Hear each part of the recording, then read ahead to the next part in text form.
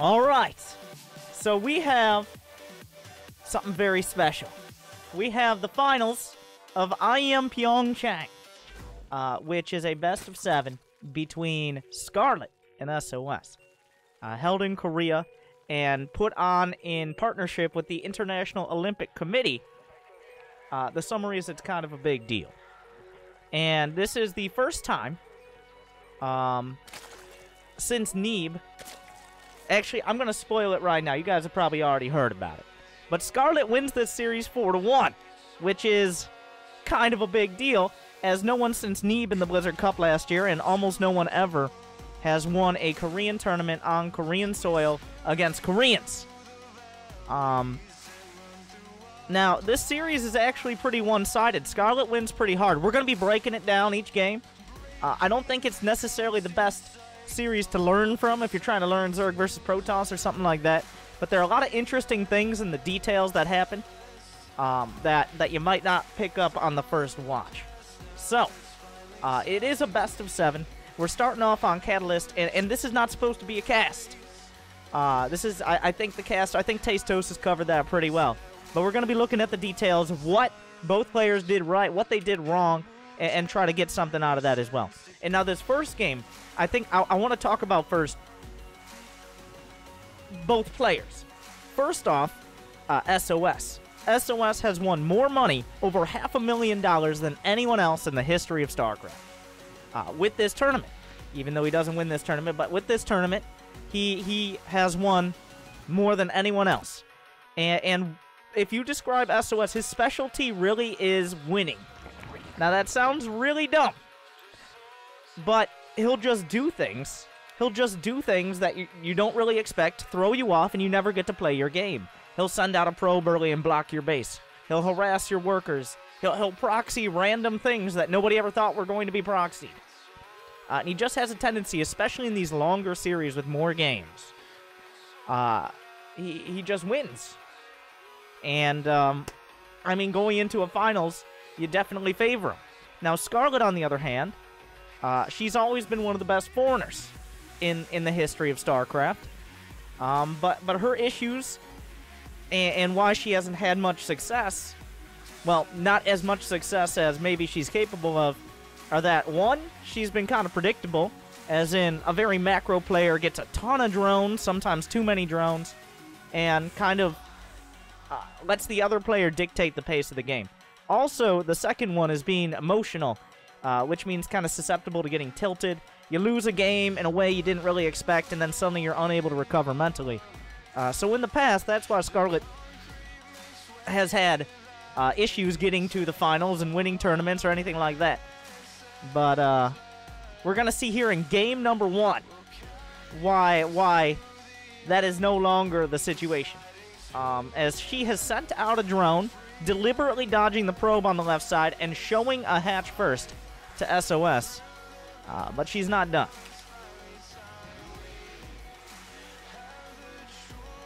Right off the bat, starting out with the hatchery, blocking the Nexus, forcing a response out of SOS. This is... Now, there's a lot of math to be done here. Like, do you pull probes off? How many? Do you actually need to worry about this? Because this is a huge investment. Scarlett doesn't have a pool. SOS knows that. But already, now this is, I think, a great move. Not letting SOS, the guy who's always going to try to get up in your grill, do these slightly odd strategies to throw you off. Well, guess what? You don't even get another base. Congratulations. So 4 probes are pulled off the line. A Zealot is chrono boosted. But whatever build SOS had planned right off the bat,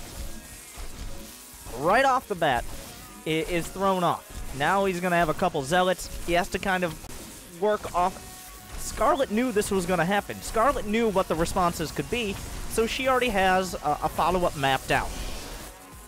There's a little bit of harass. Does this probe actually pick up a kill? No.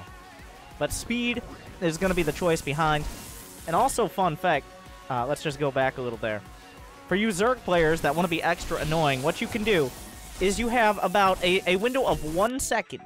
It's a little bit less than 1 second, but when you cancel a hatchery, you get a bit of creep. A little bit of creep. And that allows you, potentially, to put down a building. It gives you just enough creep to put down one of those 2x2 buildings, whether it's a spawning pool, an evo chamber, roach one. You can block the base a little bit longer. You got to do it very quick. But now gets the confirmation. It's going to be 2 zealots, continuing to chrono boost out after the cyber core. Scarlett already has a ton of information here. And now what we're looking for, Zergling speed is on the way, but she's still mining gas. This is not... a lot of the times you'll see a Zerg player pull out of gas after 100 gas to get Zergling speed, because you want more economy, and you want to work your way up to more tech.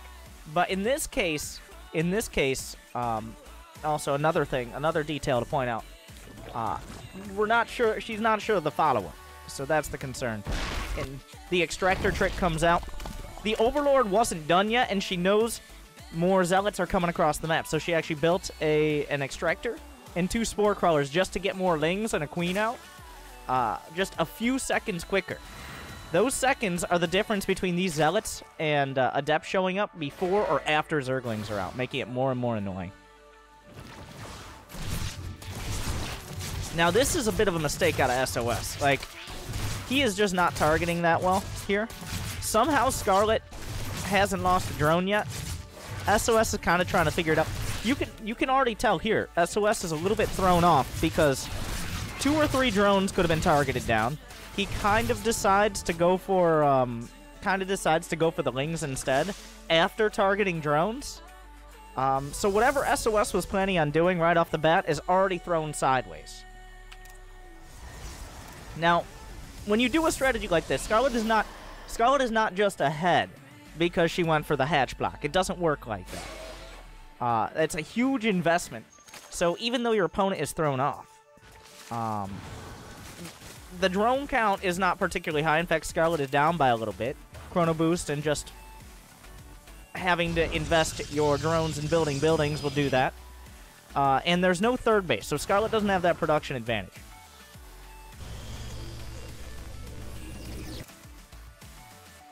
Now, we look at the vision. That Overlord was in position. Also, Overlord placements are another thing. In this game, it's a little bit different. Overlord placements aren't as key because Scarlett had all that scouting right off the bat by literally being in SOS's face with a base. In other games, you'd worry a little bit more about Overlord scouting. Scarlett will see that a Stargate was the choice. And you can't quite know whether there's already been an Oracle on the map or something like that. But Scarlett has played this game before. You can kind of intuit in the back of your mind, like, okay, if you have a Stargate, you could have gotten it pretty early. There's probably an Oracle on the way, which is why we see these extra queens. When you don't know exactly what your opponent is doing. Even in this matchup, if you know they're probably going for the tech, when in doubt, more queens. Is Scarlett's strategy here. Just have enough queens to have some backline against the adepts, to have some way to deal with oracles and Stargate units, help with warp prisms. That's a little mistake there. But SOS came in, saw there was already a spore crawler, saw the potential for damage was pretty low. Goes with the safe move, which is the stasis ward. Now, did Scarlett see the Twilight? Scarlett did not see the Twilight, which is researching glaives right now. But she has vision of the third. And almost no Protoss will take this bottom third, because if these rocks go down, it becomes almost impossible to defend, especially if you have Stargate, which means you don't have a lot of ground units. So really the only choice for a third base is this third base. So right now Scarlett can be confident that there's no other tech. Or, not that there's no other tech, but there is other tech, rather, because of the lack of going for a third right now.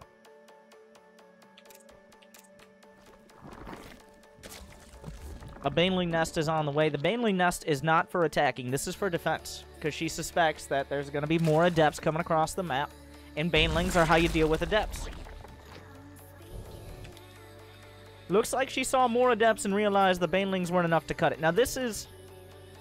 A lot of Zerg players, for a while, they would just... They were like, well, we can defend with a Baneling Nest. But against someone who splits their Adepts with glaives well enough, Roaches are just a safer move. And roaches are also better as time... Well, there's a lot to explain here. And like I said, this is not a cast. I'm not going to sit here and just let the game play out. You can go watch that on the official Starcraft channel. You can watch the game play out. I wouldn't be doing anything unique there. But it's the choices of a Roach Warren or a Baneling Nest. A Roach Warren is kind of a timed building. It's become less so lately. It's become less so lately. But when you build a Roach Warren in Zerg versus Protoss, especially before you have lair attack or anything like that, you kind of got to do something with it. Because roaches are expensive at the time. They delay your other tech, and they can get hard countered by things like Immortals and charge slots. Roaches are just not great units in the early mid-game. I should say more the mid-game, because the early mid-game, they can be good. But when you go for a Roach Warren, you don't just get a Roach Warren at this level for safety. I mean, well, you do get it for safety, but you don't just get it to have it. You get it for a specific reason, and that reason is, one, defend things like Glaive to Depths, which, honestly, this attack coming in, there are no Banelings and no Roaches. Scarlett should be taking big damage from this because the Roach Horn was too slow. She didn't have the information that Glaive to Depths were coming across in time, and now drones and units should die. There's already been 2 killed. I say already, but, notice this is just SOS being a good player, making sure to always have a couple different areas with the depths to get more damage done. Getting a couple more kills at the 3rd, forcing drones to pull off mining.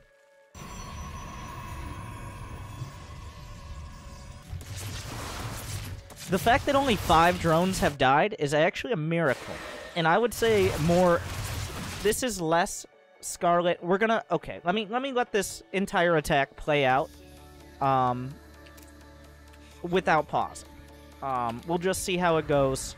We'll see where all the adepts go, and then we'll break it down, because this should have done a lot more damage. Scarlett going into this has 13 Lings against 11 adepts. 4 Queens are okay, but, like, this should do a lot of damage. The Queens are not enough to really block this.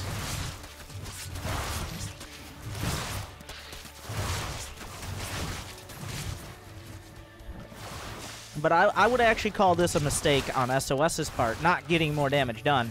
Because he had the timing, he had the opportunity here. But just doesn't really seem to use it that well. Now a key point are the Lings have +1.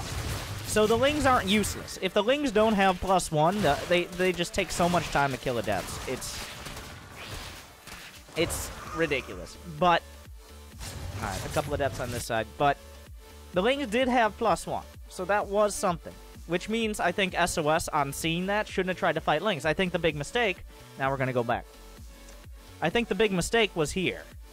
Well, a little bit earlier than here. Where he goes in. You need to be targeting drones here, is the simple version. He can get 4 more drones here. He actually shaded these by from the other side, but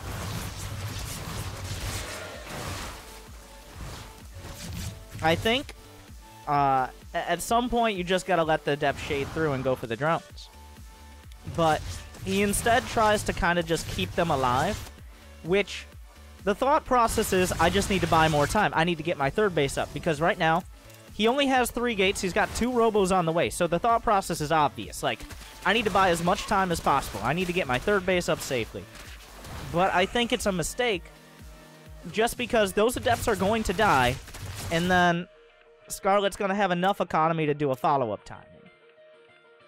So, this is partially why you don't see the Adept Glaives follow-up that much anymore, is because Zerg players, if you don't do pretty critical damage to a Zerg player, they have enough infrastructure and they have enough production to make your life really annoying. And that's why you see a lot of Protosses will go for immediately into like a Templar Archives for Archons or Archon drop to keep a Zerg player back. Or they'll immediately go towards like Colossus tech after building Oracles, after they force out Hydras. But not a lot of players go for the Adept Glaives follow-up, because if you don't do enough damage, if you don't keep a Zerg down enough, it can be dangerous. There can be a follow-up timing, because Adept Glaives don't age well, is the summary. It's kind of like the Roaches themselves. Like, Roaches counter Adepts because Adepts are that early mid-game unit. But as time goes on, Adepts they don't have very good range. They're countered by a lot of things. Their harass potential really dips heavily because they're not that tanky of a unit as well. They can just be taken out. So they're kind of like the Roaches of Protoss. Unfortunately, Scarlett has the Roaches of Zerg, which means she's got a more dangerous option.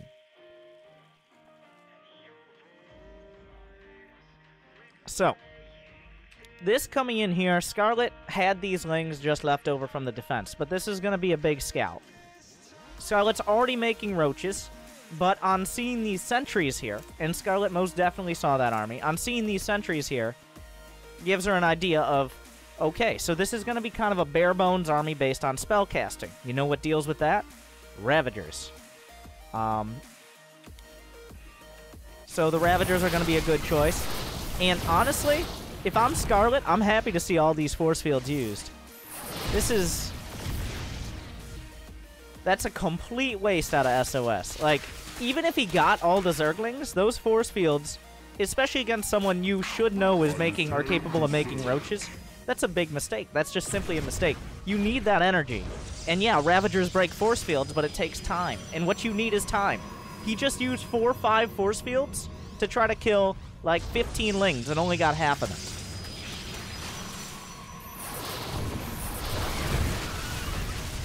And now there's only 2 force fields. The Ravagers are just breaking through. Scarlett was building Ravagers behind this. Her intention is to counterattack on this base.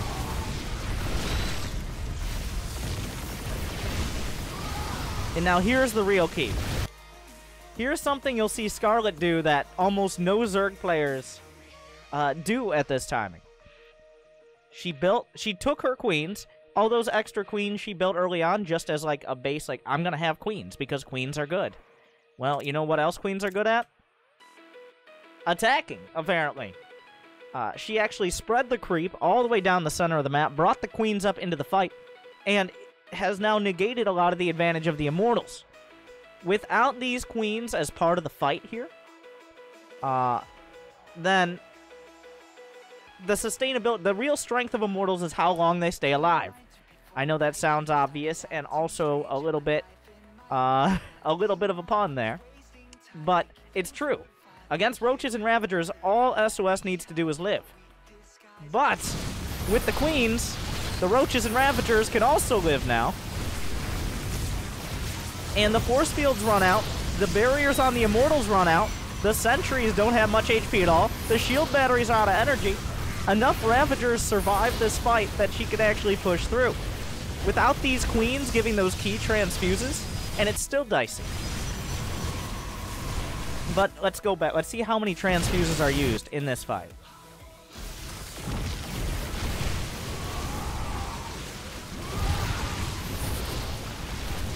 We actually don't see any yet. Oh, one comes through there. Just keep you a few units alive. But look how many shots this queen eats. We're gonna go back a little bit again. I know. But how many immortal hits does this queen eat? It takes 3 hits for an immortal to kill a roach. So every hit this queen takes from an immortal is 1/3 of a roach. Every 3 hits is another roach that would have died. Queens are not armored, so they take a lot more hits. Immortals do over double damage, 50 versus 20, to armored units. So significantly less to queens. Let's just see. Let's take a look here.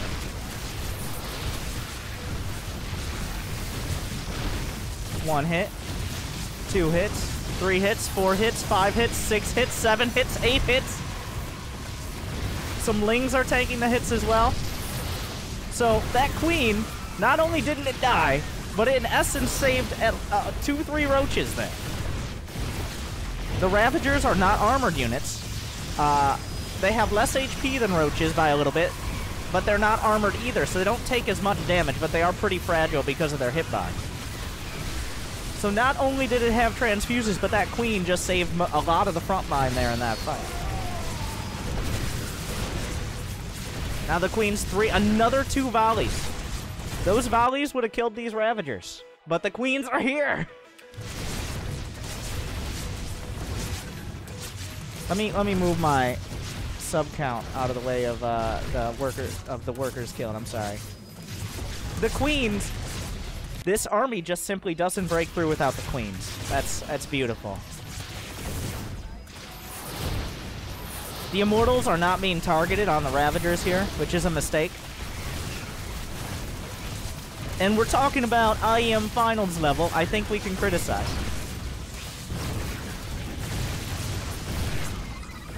But yeah, the queens broke the back. Now, this isn't going to end the game. But just pressuring this third, let alone taking it out. Scarlett behind this.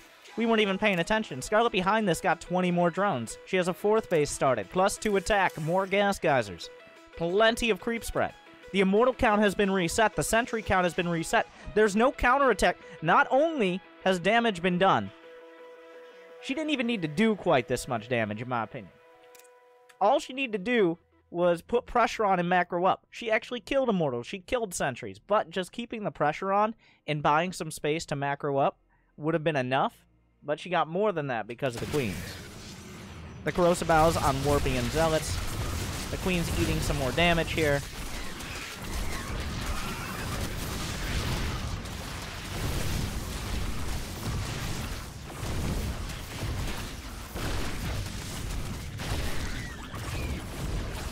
And now this is my criticism. Scarlett always stresses me out with this. Like, she knows she killed all the probes at the third. Well, most of the probes. A lot of probes. She knows there's no gas to this. She knows the only tech is immortals.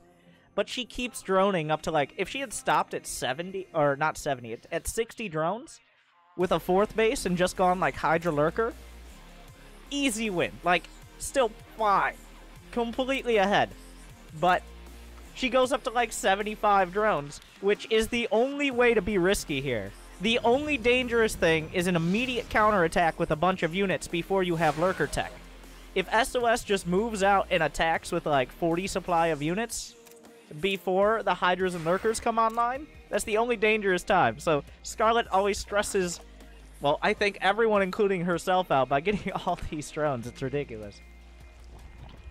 But she's so far ahead because of the damage that was done that it's still not going to be quite enough if SOS pushes out.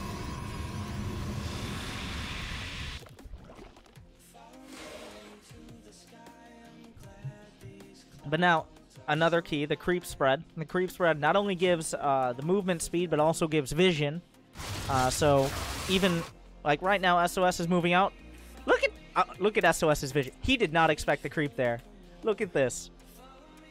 He doesn't know. He knows it's pretty far out, but that was a panic reaction. Let's look at his vision. He's moving out, trying to do some harass. You see him trying to move away from the vision of the creep tumor there at that last second. Like, oh shit, she's gonna see it. Some micro here.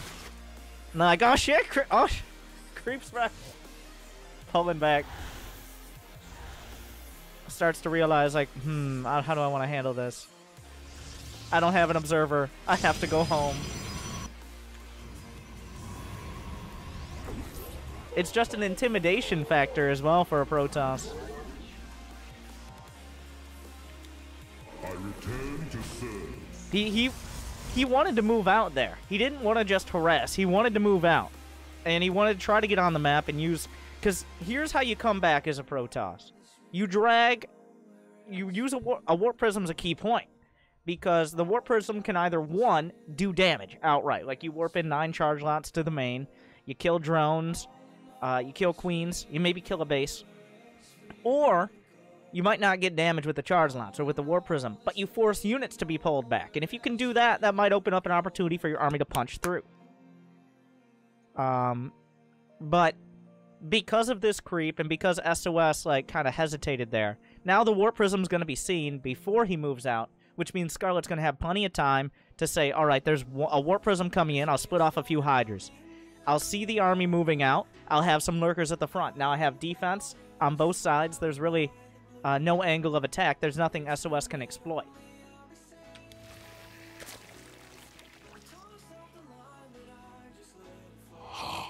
Thank you for that.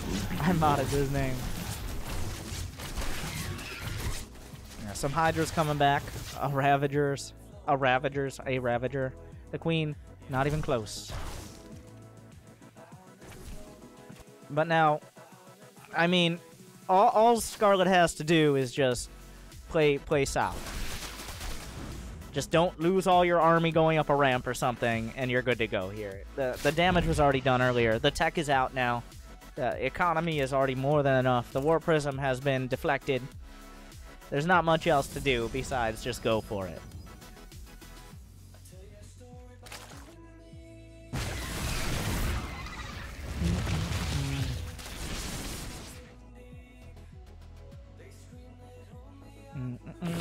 You can target down observers as well. This army is actually a little vulnerable until all these lurkers, 8 lurkers, finish. This War Prism is flying like... She knows this is coming.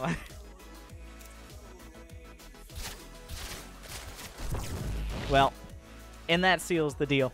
If it wasn't sealed before.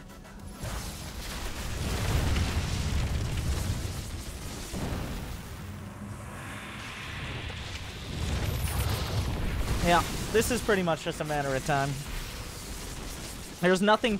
The way to stop lurkers is take a fight from multiple angles, storms. If you're facing lurkers and you... Well, SOS is trying to do that, but at some point there are just too many.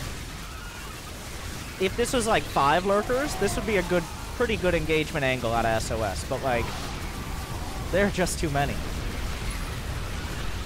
Yes, yes, yes. Just as I deserve. Scarlett Drone Rush Sue Scarlett last night? Drone Rush Sue last night. Here's a link.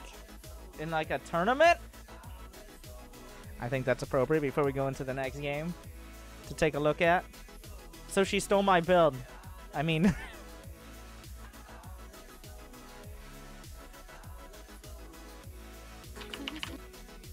Alright, she was streaming?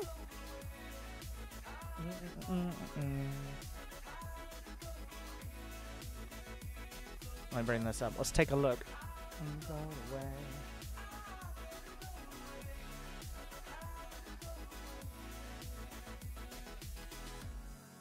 Okay, so it is a 12-pull drone rush. I'm like,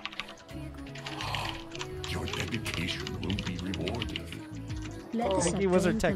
Okay, Hope you have a great we're gonna month, mute the Winter. music so my stream doesn't get muted. Okay, it's a 12-pull. It's not like a straight drone rush, because that would be ridiculous. Thank you, Wizard Tech. I mean, this is a classic ZVZ cheese, also known as a dick move, but I guess a hatch first.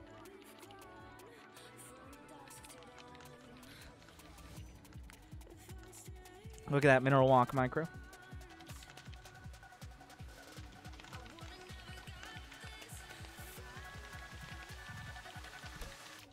It's a real build, okay? It's not just a troll build, but it's a real build. She knows what you did there. Alright. So, speaking of winning, let's go to game 2. I saw that little smile at the end. Looks like Sue came in second place in that match. Okay, so, once again, I've already watched these games live, right? And we're not doing a cast. So, I want to do a breakdown on this one. I mean, I'm already doing a breakdown, but what I mean, we're going to do a first-person cast. This was, I think, the most impressive game out of Scarlett. The other game, it was all impressive. The entire thing was impressive, but, like, when it comes to the game itself. So, we're going to look at Scarlett's vision in first person, and I'm going to do my best to say what's going on, what she's clicking, why, stuff like that. But I thought this was the best game of the series, the most entertaining, I guess, as well. starting out setting camera locations. It's a standard Zerg strat, making sure you can flip between your base. Well, every player pretty much does that right off the bat. Yeah, there you go. I wonder, you can't really see the hotkeys that players use. I don't know what hotkeys she uses for her camera locations. But I use F2 through F5, and then I set them with Control F2 through F5. Every player has their own variety. I don't know if many players use the default, which is F5 through F9. And the first Overlord's going towards the front. Where's that second OV going? I'm taking a look here. Second OV is looking for proxy gates and also trying to see any probes coming in. Nobody's too worried about... I was surprised. Now, spoilers, by the way, if you haven't... Once again, if you haven't watched these games. But, SOS doesn't end up cannon rushing at all. I kind of wanted to see a cannon rush out of him. I thought SOS would. I thought that's something he would have in his playbook. But he doesn't end up going for any, which is disappointing. But gas pool, a little bit of mining, anti-mining micro to make sure that drones aren't bouncing off the patch. You see there? But not trying any sort of crazy economic build like 3 hatch before a pool or something like that.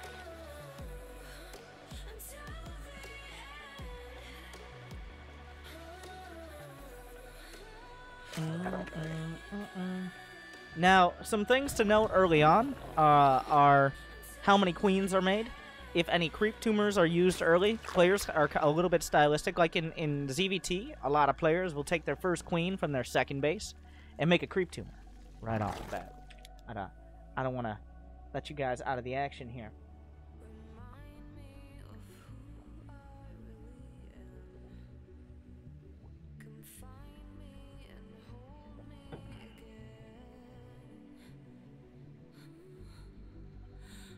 Oh, that was pretty bad.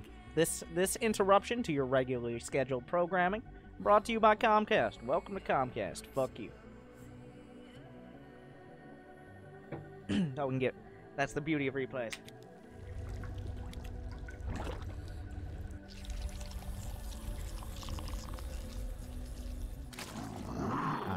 So Zergling speed about to start.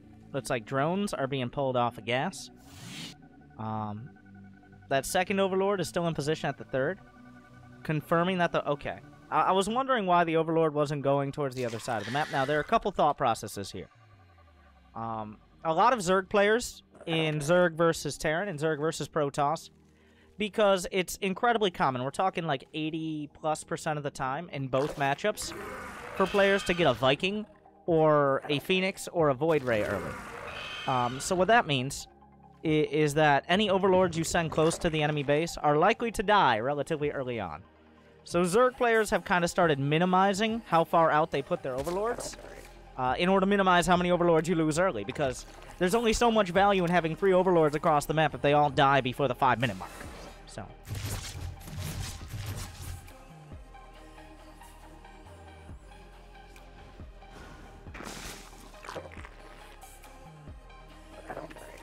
Alright, how far out is this? This Overlord is just chilling here. These are to see at depths coming in as well, to know when to commit Zerglings back. Overlord speed's on the way. A third queen has come out. 2 more queens as well. We're still going with the queens. Well, actually, no. One of them was building at a more standard timing. But yeah, we're at 3 queens and with another one on the way. So that means definitely going to be using queens for defense. Really focusing on the creep. That Spore Crawler in the main is a little forward because of the layout of the map, to try to box out an Oracle a little bit. Notice how she's only really invested in the Spore Crawler in the main, because there's going to be more queens closer. And this is a lot of the reason why players will put their tech, like, for example, a lair, on their second base, their natural base, is because, 1, that base is less likely to be scouted right off the bat. Everybody scouts for the main. 2, it's closer to where your units are. It's closer to where your creep spread is. It's closer to where your queens are, things like that. And 3, it doesn't mine out as quick. Your main base will mine out of minerals. It starts mining out at 8 minutes. It'll be fully mined out by 12 or 13.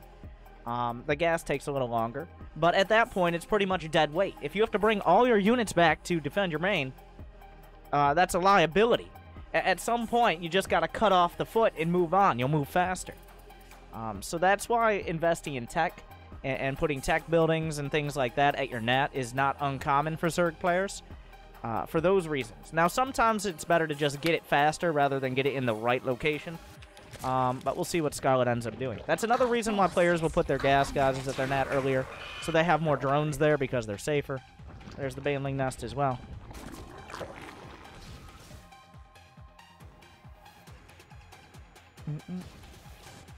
Alright.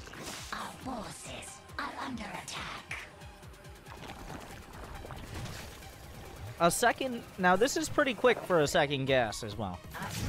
Especially with no lair on the way. The Spore Crawler in a good position to really do damage to that Oracle. The Phoenix being shot down after killing only a single Overlord. And when do we start the lair?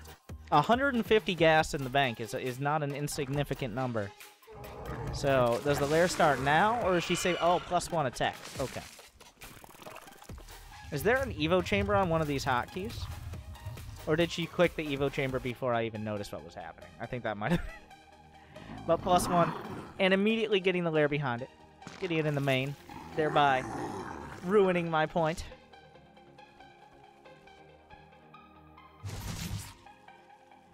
There are a couple Banelings on the way. Huh.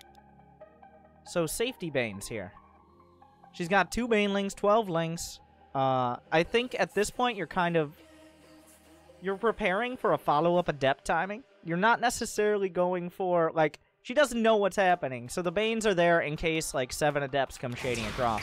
Because right around 5 minutes, that's when your next level of tech is kicking in. You got a couple Warpins, you maybe got Glaives. In this case, Glaives are actually the choice. The Zergling Scout is already on the map, sees the Adepts, confirms they're coming up. More Banelings on the way, already safe, already ready. Now, this game, she chooses to go with the Baneling nest instead of the Roach Warren. Yes. Just as I deserve. It'll be a little bit. Can you look at my replay? It'll be a little bit. I was gonna donate we're to you. going over this series, but thank you for that. But the Adepts are coming in. And now Banelings, they can do the job. They can defend. But they all... The reason why players will use them as well is because that way you don't have that time spent making roaches. On a map like Catalyst, roaches can be used. We saw that last game. But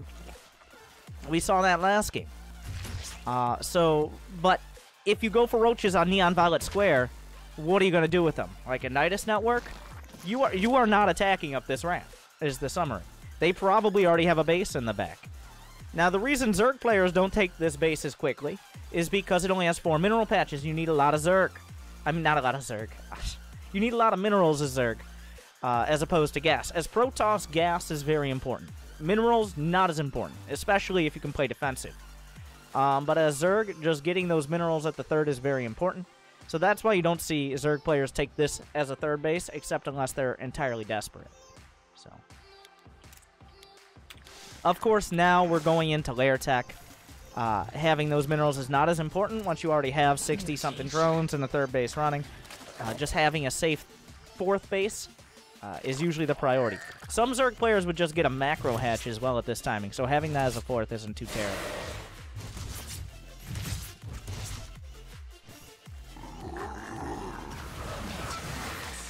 I'm surprised she didn't even try to get any sort of surround on them. But just holding back, making the Adept shade away.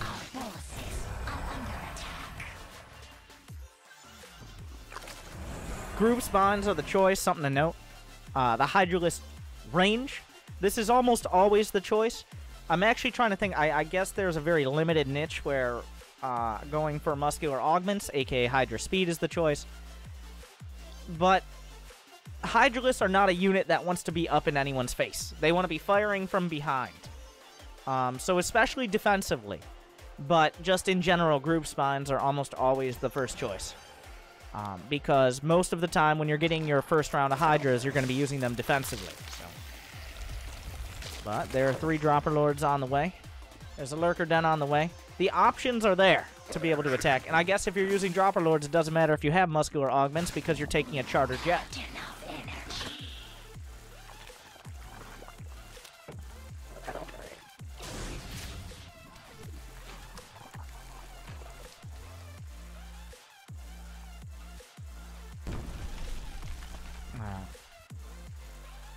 Wow, that was a quick I don't know if the Overlord scouted that, but dealing with this, dealing with the War Prism, some Hydras were split off. Actually, it looks like that was most of the army there. I mean, I keep accidentally selecting things and screwing up the selections.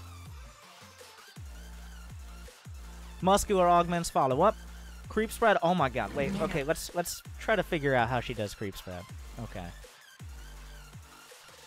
Because Scarlett, more than most players in the world, has better creep spread than pretty much all players in the world, especially in ZVP. In ZVT, a lot of players will really focus on creep spread, but Scarlett is one of the few players who really focuses on it in ZVP against Protoss. Control click. Okay, so what she did there, she pressed control click, which is selects all of a type of unit on your screen. And use that, and then I assume she held down shift in order to make it easier to just click instead of having to press the button every time, and then spread the creep to the edges. If you see all the creep tumors selected at once, that's very likely what was happening. Then a queen is used in order to spread some of the creep up there as well. Then realizes the queen is going to take a weird pathing and maybe walk around the other way. So just a quick control click. Oh my god. These words. And then shift creep tumors to the edges of the creep in the span of about a second. Gets another round and makes it very difficult for SOS to move up and put on any real pressure.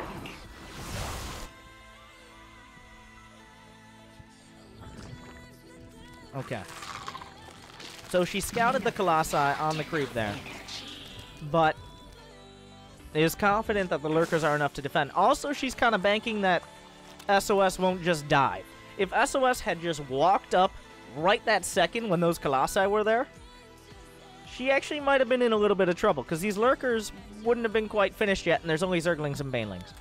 But no self-respecting Protoss is just going to walk up and say, you know what, let's find out what's out there, because a lot of the times you'll lose your armor.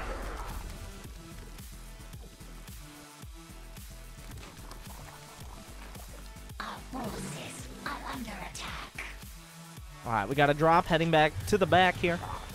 Dealing with this. Sees the Colossi on the high ground.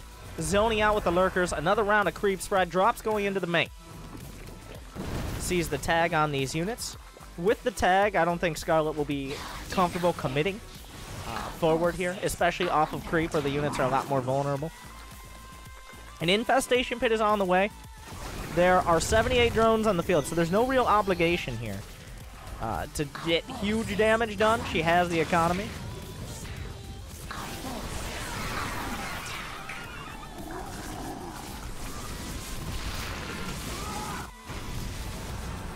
Somehow that lurker drop got around. Apparently she shift-clicked it around. I didn't notice. Get into the Dropper Lord. That Dropper Lord is clicked in behind this cannon. This other drop was already shift-clicked to the back. Unfortunately, there's an Immortal there, which means it's not going to go so well. Just made a huge round of units. Some went back to defend against the Warp Prism. But throughout this, the key is continually making units. It's not this attack. It's not all the focus on this attack. It's what happens next. This is all about buying time. This is a little bit like a Protoss strategy, where you do these little attacks, like use a Warp Prism to buy some time to get into position. Now, Scarlett is doing the same thing. She knows that the Lurkers are not going to kill SOS. I mean, any damage they do is nice, but it's mostly used to keep him busy while she gets this ridiculous army into the right position. That was pretty unnecessary, but also cute. Brings the army. She was able to keep the army out of position here for long enough to get to the front. Now, this is not a fun base to attack into, But if you're able to get here with lurkers, Our forces are under attack. still trying to be really cute with the drop in the back. Now, unfortunately, there's not quite enough lurkers to take advantage of the situation. And here's some very light criticism. She didn't start the hive. I guess if we're talking about mistakes that arguably, possibly the best player in the world is making, didn't start the hive in a very timely manner. If the hive was done, could already be going for the adaptive talons or digging claws for that lurker burrow move. Or lurker burrow move, imagine that. Imagine siege tanks flying. What a joke that would be. Anyways. Because she's so focused, and that means she's confident that damage can be done here.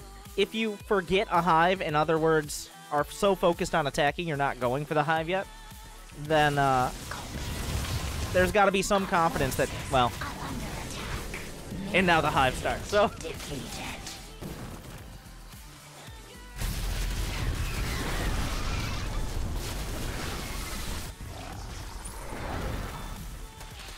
sees the observer, takes it out immediately, burrows the lurkers. But now she's in position at the bottom of the ramp.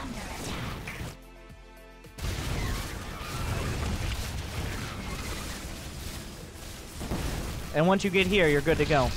But just keeping tabs on all of this. I don't think saying it might seem simple is what I'm trying to convey here, but like, it seems kind of intuitive when you watch it, where it's like, well, obviously you don't want a Protoss player to be able to attack with a strong army, so you keep them busy.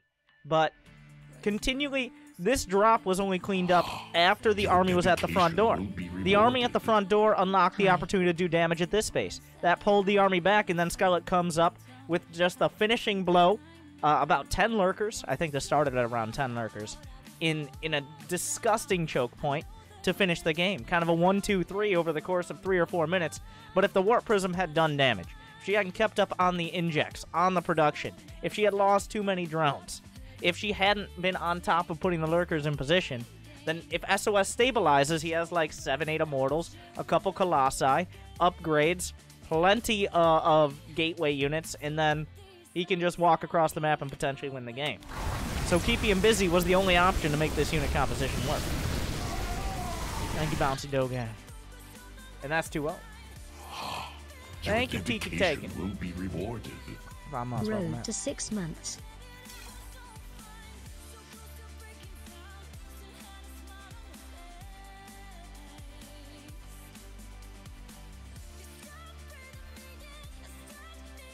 Alright. And now it's already ridiculous, Scarlett being up 2-0 against SOS, but can we continue down that route? We're going into game number 3 on Backwater. And now this I think is a game you dirty, cheesy Zerg players out there can copy.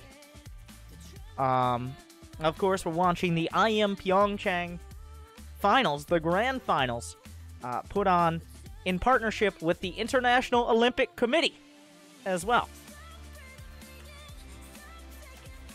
So this is, I'm not sure the exact details there, but this is essentially the first Olympic foray into esports, and we're watching the finals of it. So, winner gets $50,000. Second place takes home $25,000. So these players are playing for $25,000. They've already won $25,000. But whoever wins this, well, set of matches, takes home $25,000. Additional. Oh my god. I said that's so confusing.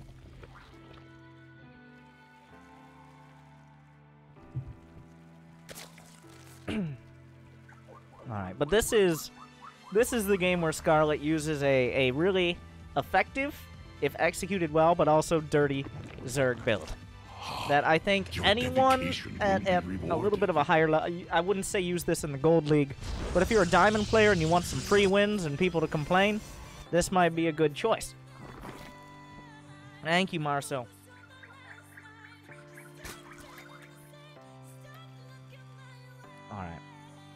So we've got Zergling speed on the way. I'm actually going to go back a little bit and look at the exact numbers. What supplies Scarlett goes for. We've got a 17 gas geyser to kick things off. No hatch. And then it's going to be a 16 hatch. Because, of course, you drop one supply when you build a building because the drone has to essentially become that building. Oh, yeah, spoilers. This game is 4 minutes long. That's why I'm saying, you dirty Zerg players out there. Scarlett is trying to dodge the probe with this drone. Her intent is actually to get an expansion. Of course, it'd be nice to get this one. But with the probe already here, that's pretty unrealistic. SOS has a tendency to send out the probe off the pylon. Not every Zerg player will do that. I mean, not every Protoss player will do that, but SOS likes to be up in your grill. Now, so far, Scarlett has been able to shut him down and just keep him busy. And once again, I think the best strategy against SOS, and Scarlett seemed to agree with that, is don't let him do whatever he wants to do. Like, you dictate the pace of the game. Because I don't think SOS is the best macro or the best micro player. He's just a player that throws you off, and you're thrown so far off that you can't do the better micro or better macro, whatever. So a lot of the games in this series kind of come down to SOS having to react to what Scarlett is doing as opposed to the other way around.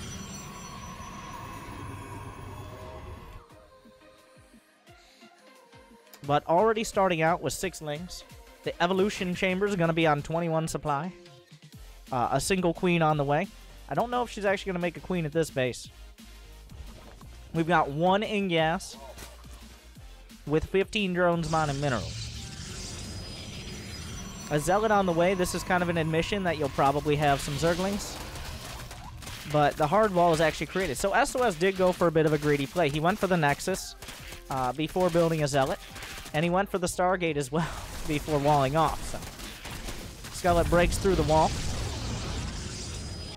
But the evolution chamber is going to be for a dropper lord. And she doesn't even care that SOS can see this. And a lot of Protoss players actually won't even put their second pylon here.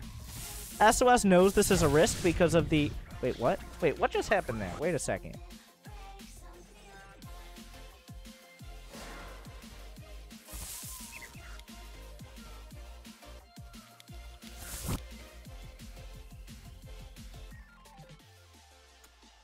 Looks like SOS might not be playing 100% here. Maybe he's a little bit stressed out. I think we might be getting a little bit of an indication of that. Is this Bronze League Heroes?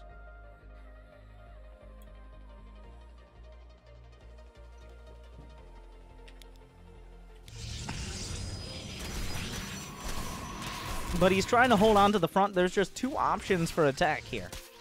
Now, part of this, Scarlett had no intention of mining from this base. But the base is a little bit of a decoy in and of itself.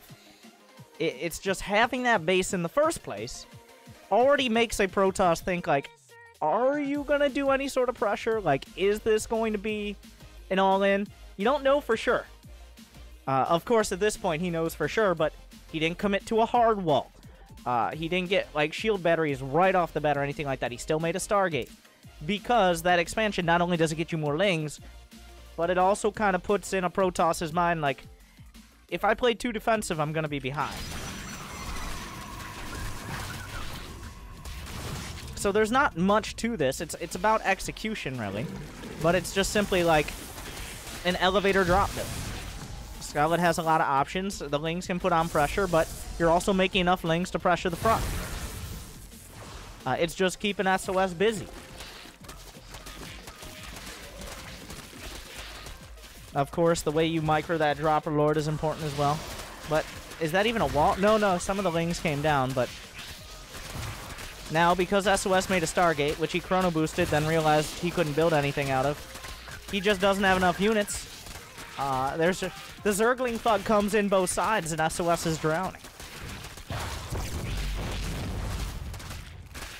This is one of those builds that, if you do it pretty close to right, you can definitely copy this as a Zerg player. And a lot a lot of Protoss players won't have that presence of mind. A lot of Protoss players will just be like, well, you made a pool, but you also made an expansion, so I'm just going to do my build. And then suddenly there are 8 Zerglings in the main and 25 at the front, and then they're complaining. So, that's definitely one to steal if you want some free wins in the Diamond League. And he just died. So, they're going into Game 4 on Acid Plant.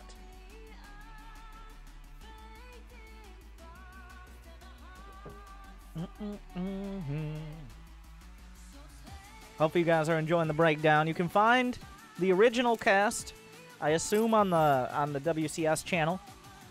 Of course, I already watched that, so I'm just giving my take on it. And of course, who wouldn't want to watch more Scarlett games? And there will continue to be more, as spoilers. Just a few days after this event, she beats Zest and Innovation to come out in first and move on to the GSL round of 8, the first time anyone who was not Korean has done that since 2013. So I guess it wasn't a fluke, is what I'm trying to say here. Oh yeah, we gotta update the score to a very unlikely one.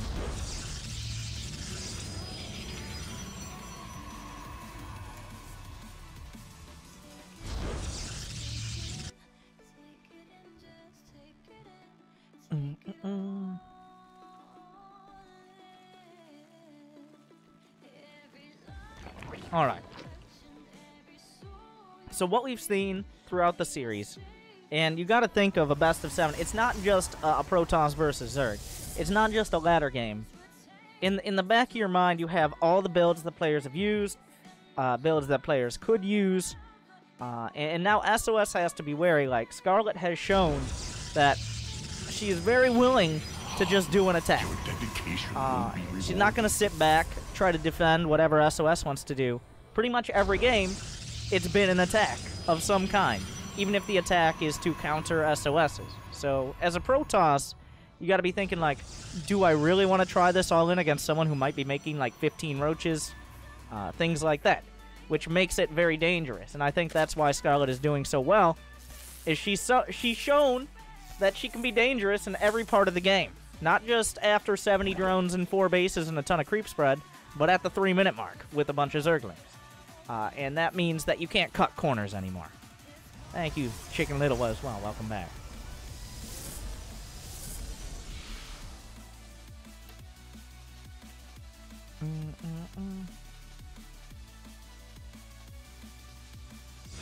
And there's the Stargate. I guess we're just all going Stargate, is the situation. Now, the reason you see a Stargate in every Protoss versus Zerg, and by every, I mean almost literally every, is Protoss players have kind of agreed, like, it's too... If you don't go for a Stargate, then you're kind of flipping a coin, in essence. If you don't go for a Stargate, and a Zerg player scouts whatever tech you're going for, they can either build a bunch of drones or counter it very quickly.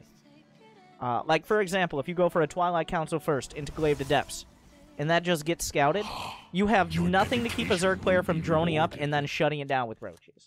Thank you, the J.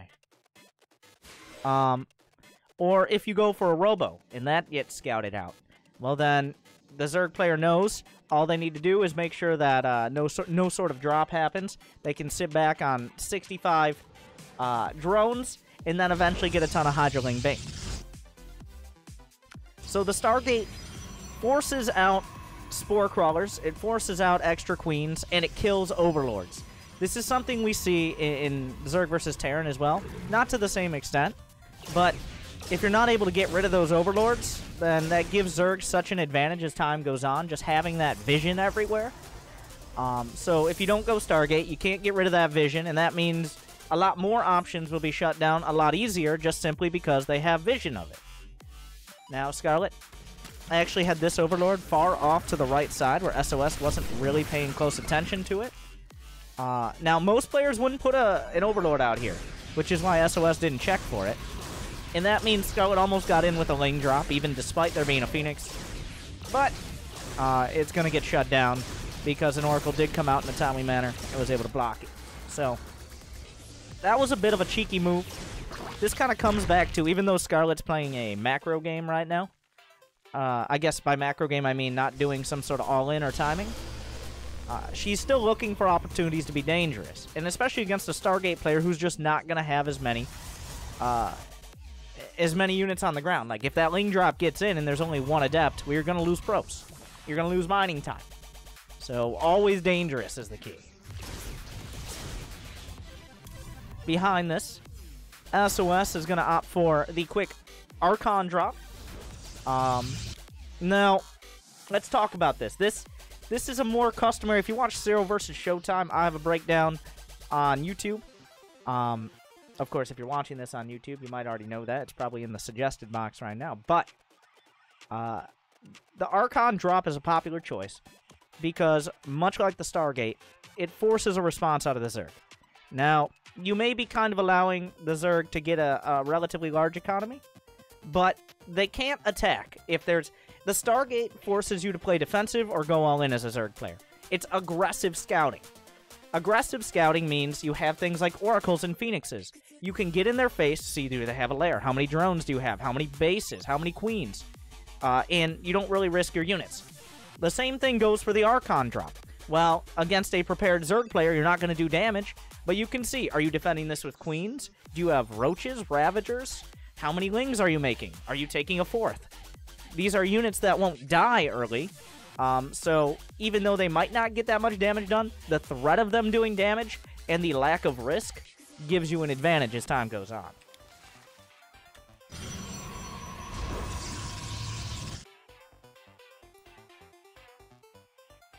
Alright.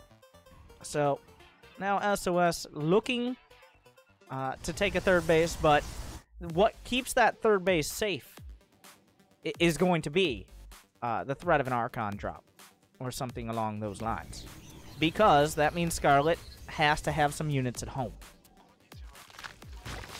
Now, we've got one Dropper Lord coming out. This is a little bit of a different style here for sure. Like, oh wait. Oh yeah, I remember now. It's going to be a Queen drop, which, this honestly, this game from Scarlett honestly feels like a YOLO game. Like, what if, now stay with me. I just did a Queen Ling attack and just did that, and that was my strat. Like, I don't know, I'm sure Scarlett's done it before, but I don't think you go into a game and really say, like, yeah, we're just gonna go for a big-ass Queen drop this game at 5.5 minutes in. It just seems kind of random, is the summary, but it is gonna force a response here. The queens will be shown as well. So SOS knows they're coming.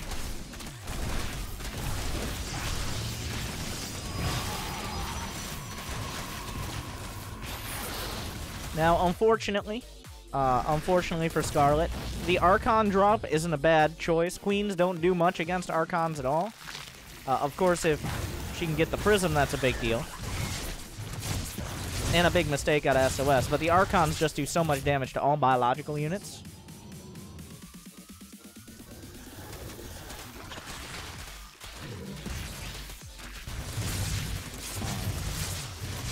Yeah, if you see there, 25 in general, 35 against Bio, which is enough to one-shot Ling's, important point, unless they have the armor upgrade, which usually you don't get very early on. There are Banelings and Dropper Lords here. Some feedbacks coming out. He wants to make an Archon out of them. A Baneling drop attempt.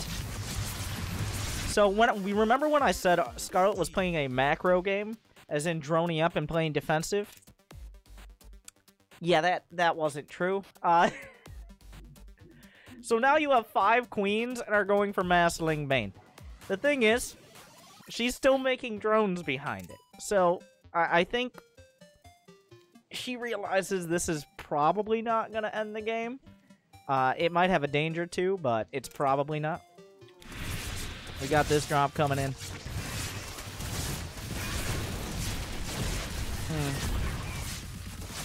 All those, but not killing it. If one more Baneling connects here, that's pretty much the game won. Because SOS is already done. That's like 12 more. in the way of probes killed. Oh my god. The opportunity's there. This is still incredibly dangerous. And Archons can't get through this wall. The Warp Prism has to be used to get the Archons out. So...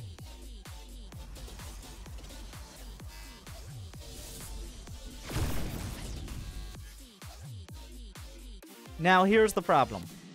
Immortal Archon is an insanely potent unit composition. So, if this doesn't kill a Protoss player and you don't have a huge economy behind this, you have to make a hard choice as Scarlett now. So you didn't do the damage. Now you have to defend against Archons and Immortals and Charge Lots. And Ling Bang Queen is not going to counter Archons very well, is the summary. So how do you deal with this here? She chooses the Roach Warren. SOS blasts down his own gateway to help deal with this, to help get his Archons out on the other side. The ideal would be able to get Hydras out, but if you don't have enough in front, the Hydras aren't going to be enough. I'm not sure if this army is intentionally trying to avoid the creep or it went the wrong way.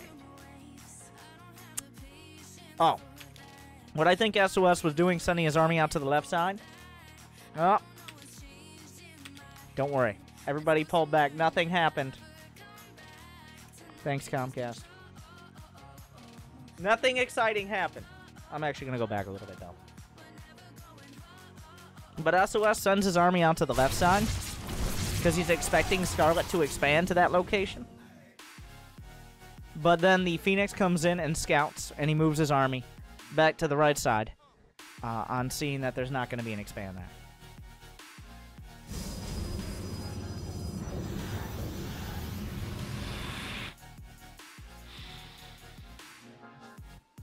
And then just focuses on putting together... He has to do damage now. All Scarlett has to do is defend. And once again, as is Scarlett's... When she does lose, it's usually the big reason why. She went up to 63 drones and is trying to take a fourth. Whereas SOS has no intention of expanding and is attacking. Scarlett may be up by 30 supply here, but the army supply isn't really that far in favor. There's no roach speed. There's no ranged attack. So, really right now, this is an insanely dangerous army.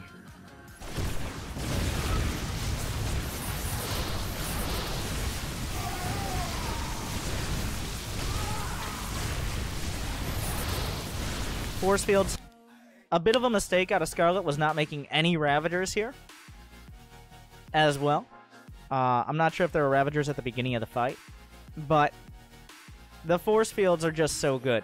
If she could break 2 or 3 of the force fields and let some Banes through and force some reforce fields. Actually, there's only 1, 2, 3, 4, 5, 6 force fields total. If she had 3 Ravagers here, she probably could have broken through. But those force fields just do such a number. 3 force fields on that side. SOS being incredibly careful with them. Pulling back the Archons. The Immortals doing so much damage. The Archons actually break the force fields. Using the Hatchery as a force field as well. Just the cost efficiency of these units is disgusting.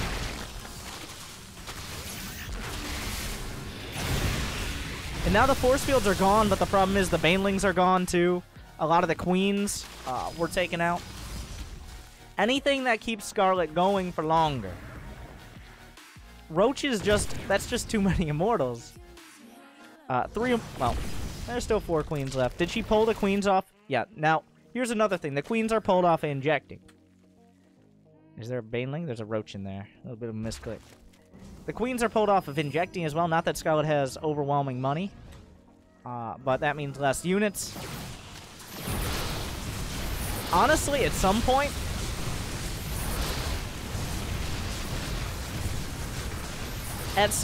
you might want to just give up this base. Scarlett actually has this base down there. She doesn't really want to give this up. If she can get the Warp Prism, this all ends. But you can't quite get close enough. And SOS starts working through.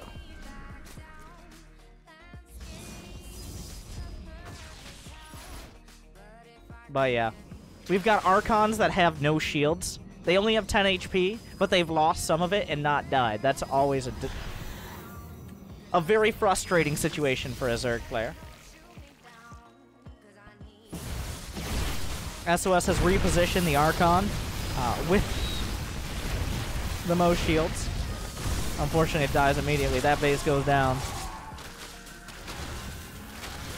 Stasis Ward does very little there. This Stasis Ward stopping a few Banelings. There are no Zerglings to tank anymore, which means the Roaches are the ones being blasted by 4 Immortals. 18 kills, 16 kills, 22 kills. This one just showed up to the fight. Took a lot of damage on its way over. This one, the rally point continues, and unfortunately behind this, SOS has picked up a 3rd base. So now not only does Scarlett not really have the tech, she doesn't really have the economy, and she barely has the supply, but with 21 Roaches and 1 Ravager against 5 Immortals and any amount of anything else, it's kind of a tall order. Unfortunately, with Hydras, you build up momentum with more Hydras, whereas Roaches are kind of linear.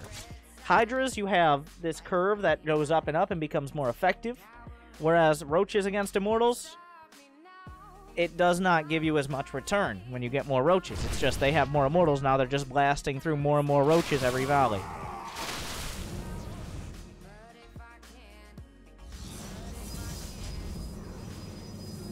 Yeah, some more force fields coming out, kind of recognizing there's nothing that really counters them very well.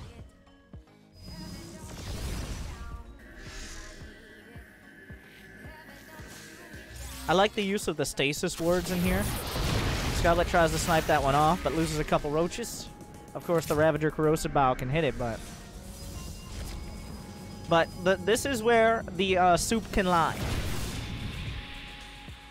It's just having 25 more supply of Roach Ravager is not better than having a bunch of Immortals, Charge Lots, Archons, and Sentries. This army is significantly more valuable here. You can see in the active forces, and some of that are the ones in the mail. Now, fighting off a creep is always a dicey endeavor. There's not enough Zerglings to really tank the damage.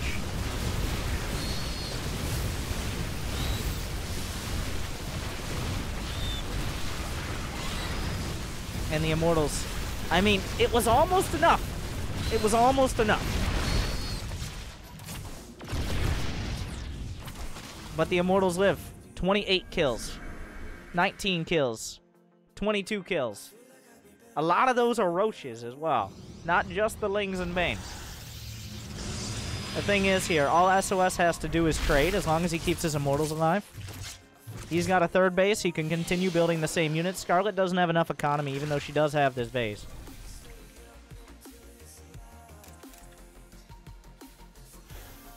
You can't really do, you might be considering, like, why don't you go for a Muta switch or something like that? The problem is, the Muta switch, Aspire is expensive. It's kind of a desperation play, because if it gets scouted, or if an attack comes out before you get it, you just die because you don't have enough units on the field. Also, you're up against a player who already has a Stargate from earlier in the game. They might not be using it right now, but if the Mutas don't hit and blindside you, you can easily get 4 or 5 Phoenixes out and just shut them down.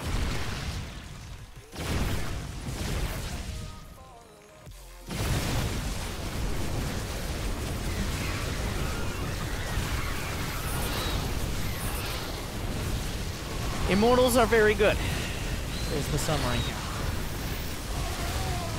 This Spire, Scarlett knew when she put down that Spire it was a desperation play.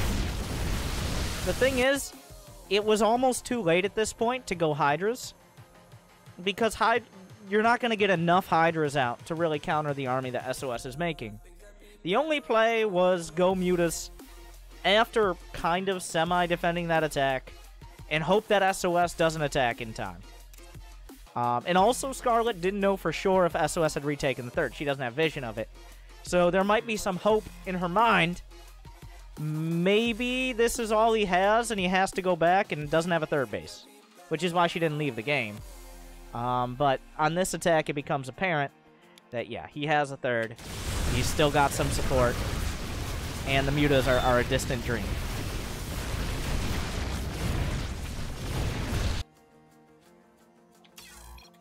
And SOS picks up a match.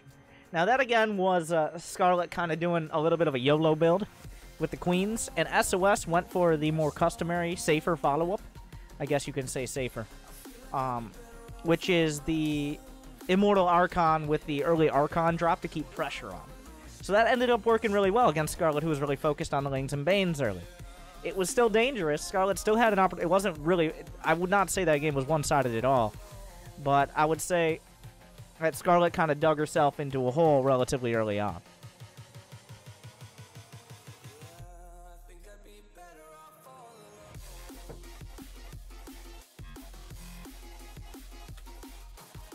Alright. Heading into Game 5 on Blackpink.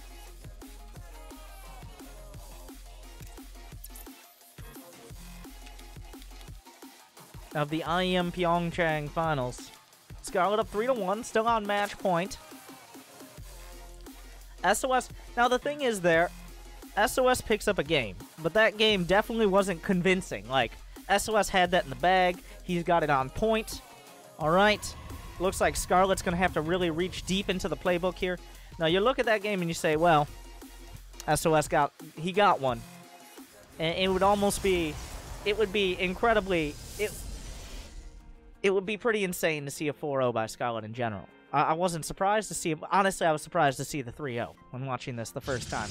In general, you're surprised to see 1-0 in the first place, but 3-0 was already ridiculous. It felt too good to be true. So SOS does pick one up. Scarlett gets a little bit both greedy and a little bit risky with the last play, on top of being greedy. And SOS picks up a game. He shows some life.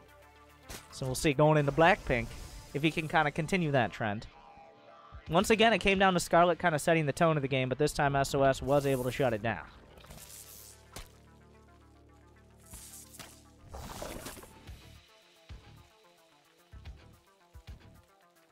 Alright.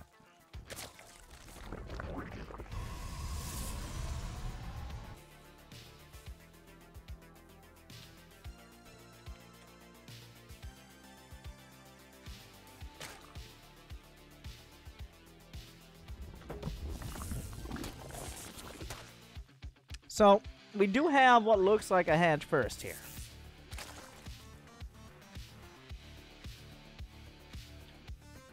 We have everything looking...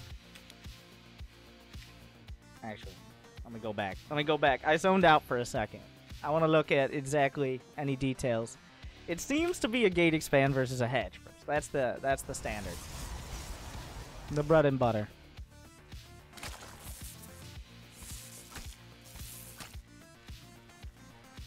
Now, I mean, both players could easily go into some sort of pressure or some sort of all-in off of this. You do have to wait until the pool finishes. You do have to wait until the Cybercore finishes at this point. But after that, SOS could put 4, 5, 6 gateways on the map. After that, Scarlett could just make a bunch of links. I might have spoiled it a little bit.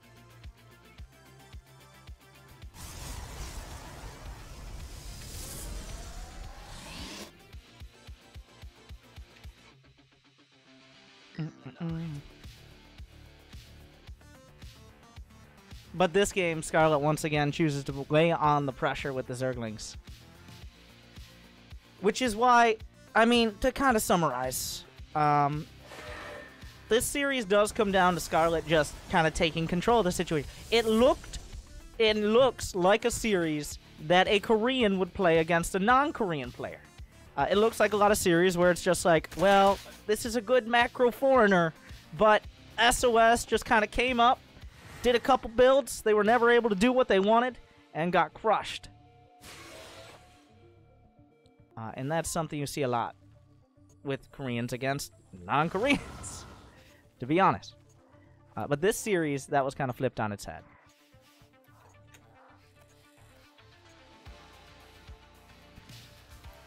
We've got the Evolution Chamber. The Overlord is heading straight towards the position to drop in. SOS, he didn't put a pylon up here so quick because Scarlett didn't go for the pool first like she did on Backwater. But he is going to get the pool, as is Zergling Speed to be finishing.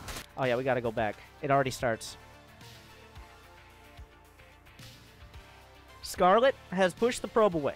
I'm going to go back again. There's a lot of going back here because I was talking more meta. But Scarlett has snuck these Zerglings out. She knows exactly when the Adepts are coming across. She can time that out. SOS actually commits to 2 Adepts out on the map. Now, Scarlett doesn't know this. She can't be 100% sure SOS is going to go for 2 Adepts on the map.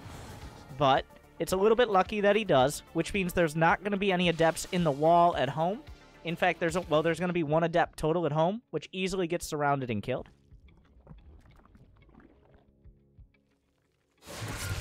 Zergling Speed is on the way. And she made just enough lings to defend these Adepts at home. She's feigning weakness here, is the summary. She made just enough lings. She shuts down the Adepts. Every Protoss player expects you to have 8 lings. What they don't expect are 8 lings to show up before you have a wall in. Now, this is a little bit of a mistake. SOS has money. He could have started another gate. He could have had more of this wall. He just kind of made a mistake, and he didn't have that quite on time. Scarlett took advantage of that, and bam! The Adept goes down. Also, with it, a pylon. The ability to make more units. It's already bad. Were these recalled? They were recalled. These were recalled from the other side of the map. That's how desperate SOS is. He used his recall to get 2 Adepts back home because he has no units now. Another Oracle is scouted building, but the damage has already been done.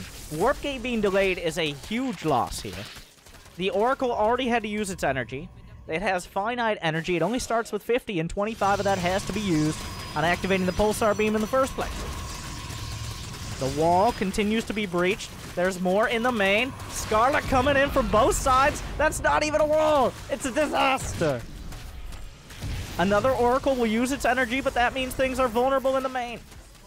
Warp Gate's not even done yet. The wall will try to be built, but more Zerglings will slip through. The shield battery running out of energy incredibly quick. 11 probes have gone down. Warp Gate's not even done yet. SOS, he still technically has more probes, but there's no stopping the bleeding.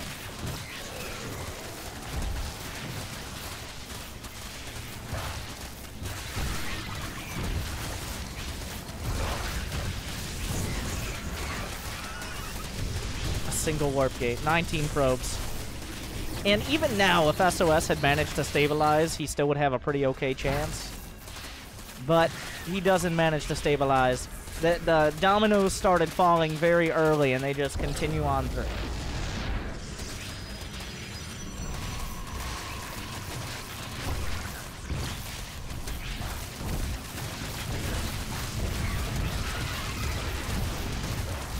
There's just no energy.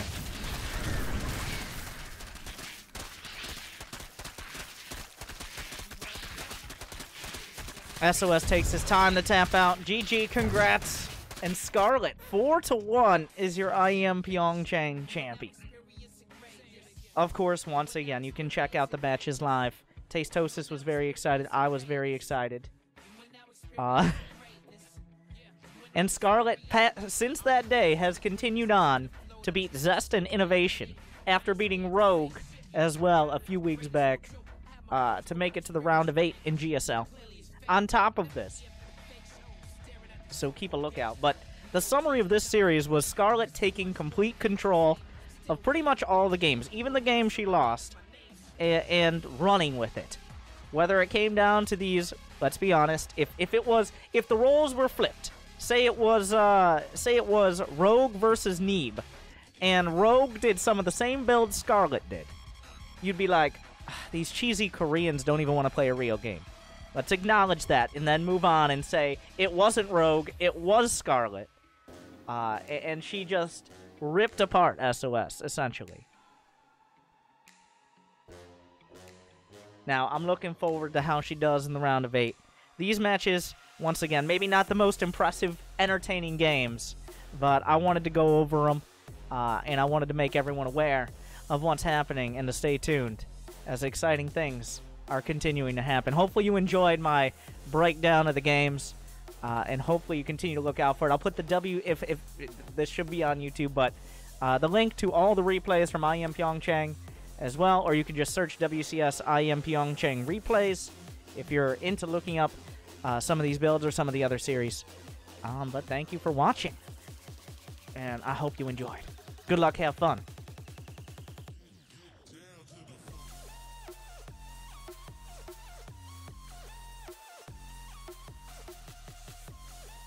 Okay, I'll cut it there.